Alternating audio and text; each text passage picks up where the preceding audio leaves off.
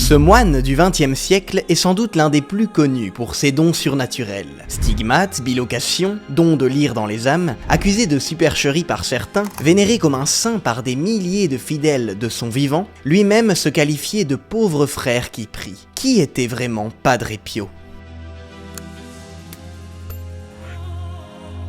Francisco Forgiono est né en 1887 à Pietrelcina, un village italien au sud de Rome. Il entre chez les frères capucins de Morcione en 1903 à 16 ans, prenant le nom de frère Pio. Il se distingue alors par son humilité, sa douceur et son obéissance. C'est à cette période qu'il commence à subir des attaques du démon. Elles sont soit intérieures, comme des tentations d'abandonner la vie contemplative, de haïr le clergé, soit extérieures. Son lit est renversé, il reçoit des coups au visage et au corps, provoquant ecchymose et hémorragie. Ces manifestations surprenantes ont été vécues par d'autres saints avant lui. Ordonné prêtre le 10 août 1910, Padre Pio se rapproche chaque jour de Dieu, dans la prière, l'ascèse, l'oubli de soi. C'est lorsqu'il rejoint le couvent de San Giovanni Rotondo le 20 septembre 1918 qu'il reçoit pour la première fois les stigmates. Ces plaies sur ses paumes font d'abord l'objet d'une polémique. Le docteur Festa les analyse rigoureusement et finit par les authentifier comme surnaturelles le 10 octobre 1919.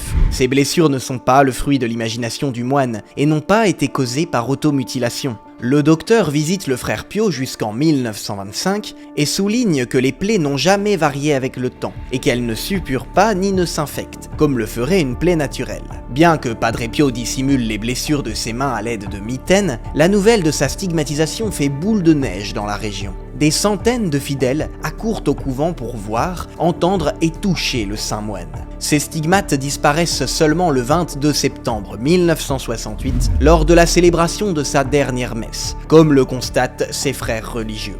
L'un des médecins appelés à son chevet déclare ce jour-là qu'il s'agit d'un fait hors de toute typologie de comportement clinique et de caractère extra-naturel. Des bilocations sont également attestées. En 1917, alors que le général Luigi Cardona s'apprête à se suicider après une défaite italienne, un moine lui apparaît et arrête son geste. Le général reconnaîtra plus tard ce moine en voyant une photo de Padre Pio.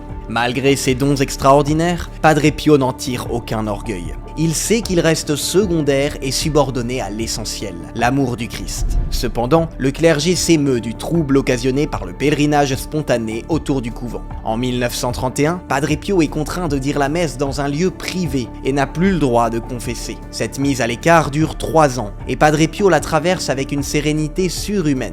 Jamais personne ne l'a entendu dire un mot négatif sur quiconque. Il est également accusé de s'enrichir, car un afflux de dons parvient au couvent. En fait, toutes ces sommes servent uniquement à la construction d'un hôpital, équipé de moyens de technique de pointe, qui est inauguré en 1956. Ce sont près de 60 000 personnes qui y sont soignées chaque année. À 70 ans, Padre Pio reste fidèle à ses devoirs.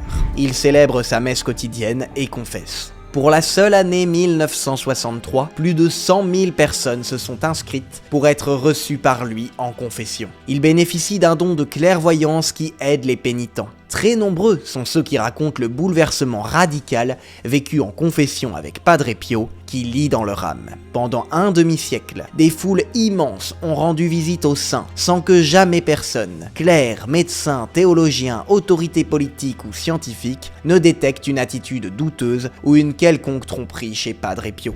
Il a pourtant été passé au crible car sa popularité était problématique. Sa mort, survenue le 23 septembre 1968, provoque une vague d'émotions en Italie et au-delà. On ne compte plus les gens se rendant à San Giovanni Rotondo pour rendre un dernier hommage à l'humble capucin. Il est béatifié en 1999 et canonisé en 2002. Ses dons surnaturels ne sont pas arrêtés. 73 témoignages de guérisons inexplicables ont été relatés en 104 volumes rien que pour sa canonisation.